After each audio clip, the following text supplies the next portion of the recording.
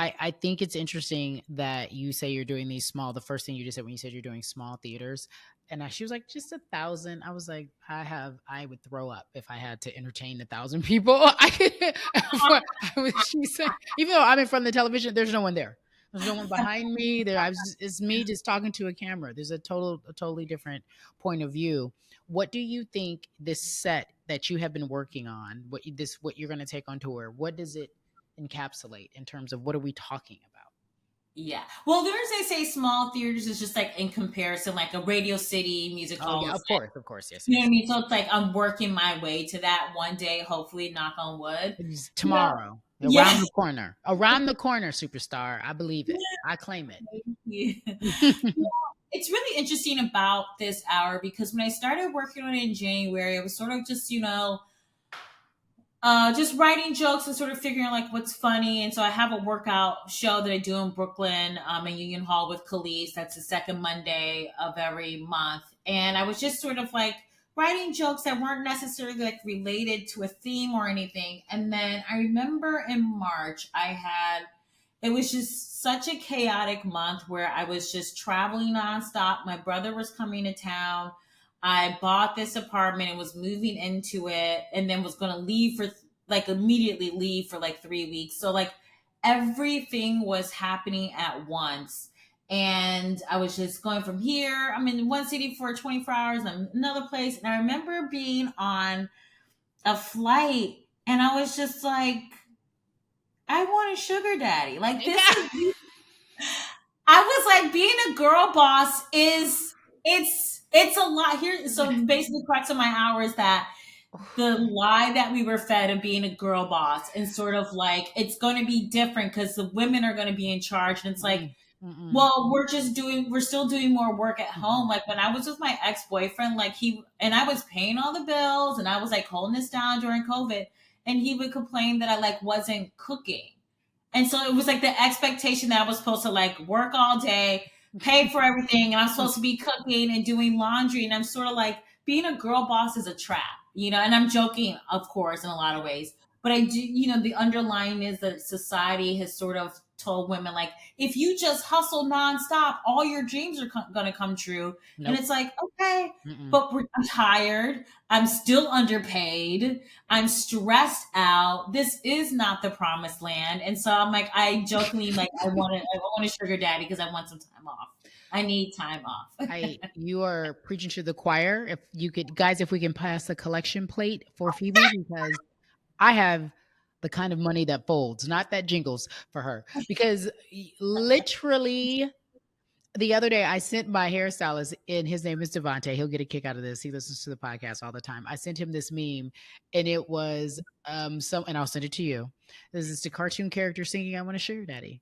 You know why? Because I want someone to take care of me. Like it, I'm with you, and society has told us that, and there's this happy medium because it also provides us with the freedom that a lot of women I know don't have, the freedom to say what you feel, to live your truth, to say I know my worth and I will not settle.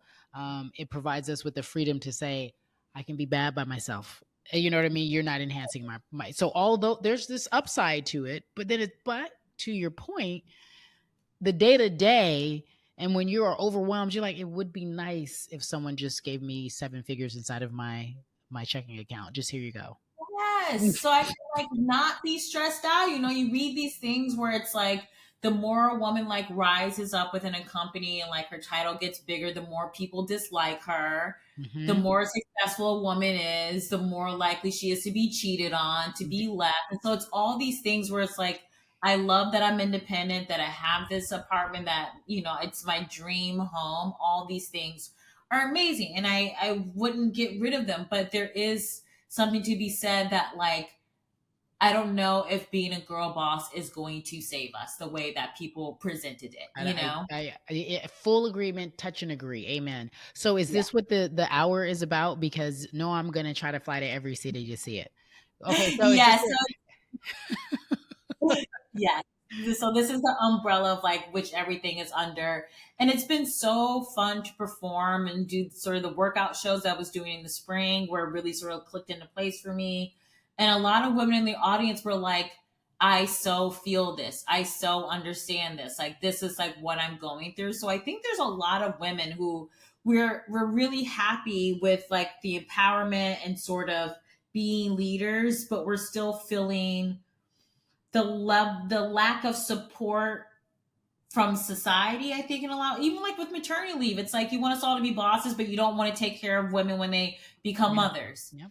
Ridiculous. So I think Ridiculous. it's, for me, it really just was like, let's like have fun sort of deconstructing this a little bit and make people feel better about the stresses they're going through, so when they go home they can be like, I laughed, I have fun, maybe I peed a little bit because I was laughing so much. Yeah, And I like that. I like that. I like that. That you do that. But you are saying like, and I also think,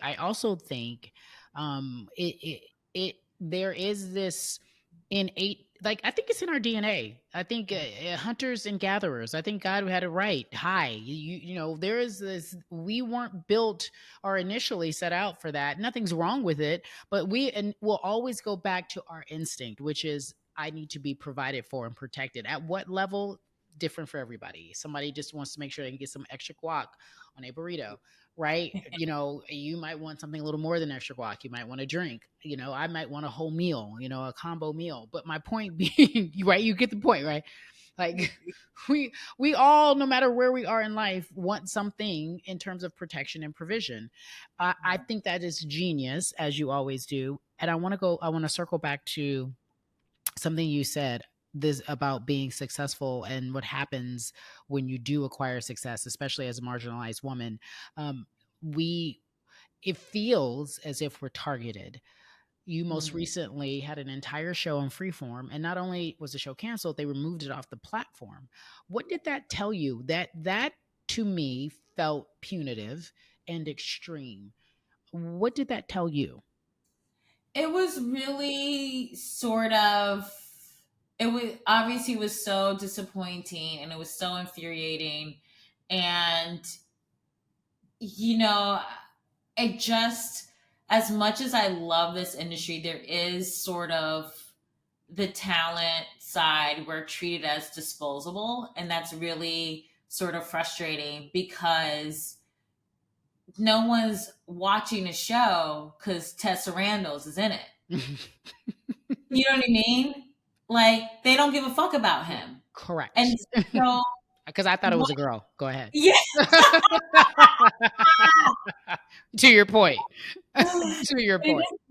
And it doesn't mean that he doesn't have value, but I think the thing that's frustrating is that the powers that be don't feel like the writers, the producers, the actors. It's a marriage.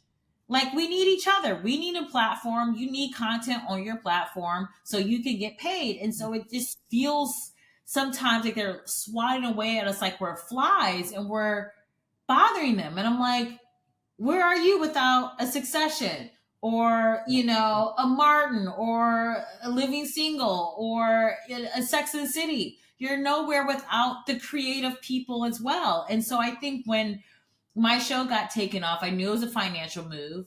I thought it was just very, I just thought it was like in poor taste because it's one of the things that, the writers are striking against and the actors too are striking against now, which is like the lack of residuals. And, I know shows like later on after mine got canceled, like the day it was announced, it was taken off the platform. So it's like they didn't even get, it just feels very cruel. And it's hard to sort of wrap your head around because it's like when the strike is over, we all gotta work together. Mhm.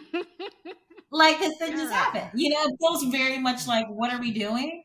So that was really heartbreaking, and it really has like had me down. And I think this is the lowest I felt just like emotionally since I've Yeah. like started doing comedy because it's just sort of like I just want to create and have fun, and it just feels like there's all this other BS that's in the way of it, and it's just so infuriating.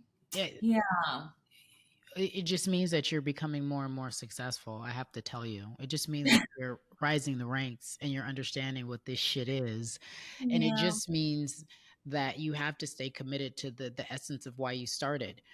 I think everyone gets to a point where you're like, I cannot believe y'all did that to me. Like, why that's cruel. And the business is exactly that.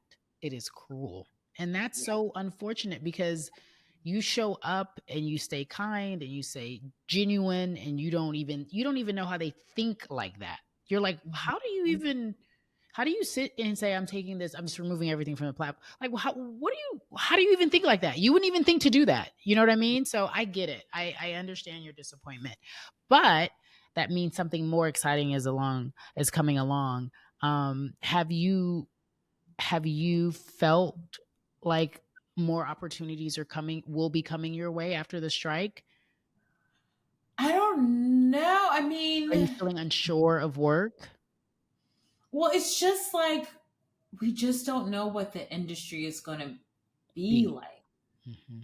because the longer that this goes on, I'm just like, okay, even if like the strike ended in like September, or it's not, but it ended in like end of October, like the quickest, like for scripted, you're going to start shooting like sometime in January. And so it just feels like I don't know what the landscape is going to be like, but I still have like my head full of ideas. And so I want to like create another TV show and like, act and produce, because that's like my happy place professionally. And so I still want to do that. And I hope that the industry will sort of come back together and sort of realize, yes, everybody like wants to make money, but like the joy is in doing the craft and the process, and like being in writers rooms and looking at producer cuts and like all those things, and collaborating with artists and authors. And so I really just feel like the powers that be have, totally lost Yeah, track of that. And yeah. that's the thing that's like I want to try and recalibrate them back.